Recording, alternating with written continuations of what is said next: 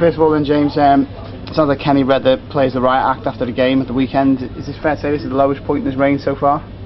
Certainly was, yeah. I mean, for me it kind of brought back memories of the last game of Roy Hodgson's sorry reign. It was that bad, really. It was, Liverpool have come a long way over the past 12 months since Kenny Dalglish took over, but it was a kind of a throwback to a past I think fans thought they'd left behind. It just never got started.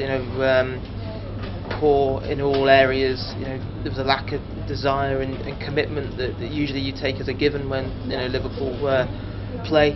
Fans can tolerate sometimes a lack of quality and people make mistakes, but what they can't tolerate is that kind of attitude that they saw on Saturday, and Liverpool got their just desserts. I mean, when you think Bolton had the worst home record in English football, been in the bottom three since October, the worst defensive record in the league, it just puts into perspective how bad Liverpool were.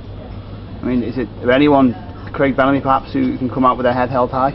Yeah, I think there were a few. Craig Bellamy, you certainly couldn't point the finger at him. He put a proper shift in for the team, took his goal well, and he was a threat.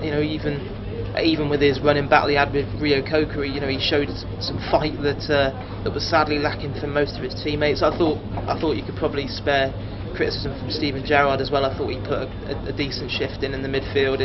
He had very little support around him, but he kept on fighting right to the end.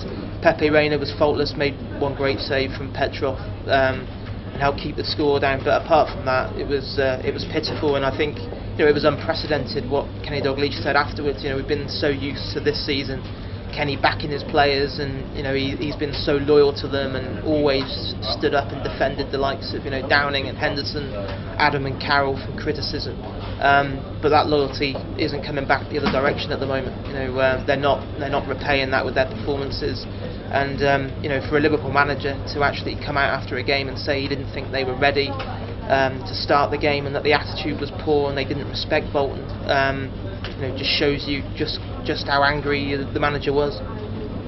I think that makes it 6 points off Chelsea in fourth place. Liverpool are now. I mean, is it still too early to write off hopes of Champions League qualification? I think it is still too early to write them off, but I mean, it almost makes it even more frustrating, the fact that you look at the weekend, you had Chelsea dropping 2 points, you had Arsenal losing, Newcastle losing as well. That was a great opportunity for Liverpool, to close that gap. They could have been 3 points behind Chelsea today. Chelsea have still got to come to Anfield over the next couple of months. There's still a really long way to go. I wouldn't say it's over, but what you'd have to say is that Liverpool are in a rut at the moment. They've only taken 6 points out the last 18. If you look at the opposition they've come up against, that's a pretty pitiful return. And unless they built their ideas up quickly, then they can kiss goodbye to any hopes of Champions League football.